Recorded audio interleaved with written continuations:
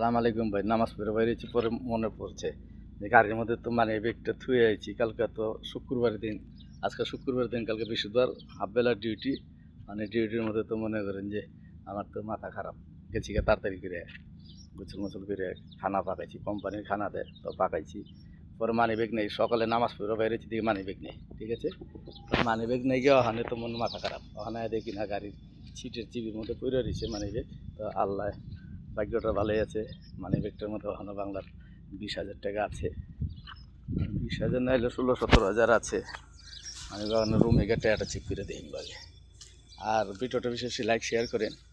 যে প্রবাসে মনে করেন যে জিনিস একটাই, যে কষ্ট করে যাই করে না করে তো মাসে 40-50,000 টাকা কামা পারে। কামাইলে মনে করেন যে দেশের টাকাটা পাঠাতে, দেশের টাকাটা কাজে লাগে, এই আর কি। আর কিছু না, বাংলাদেশের টাকা যতই কামায় টাকা তো থাকে না। ভিডিওটা বিশেষ লাইক শেয়ার করেন। ওকে।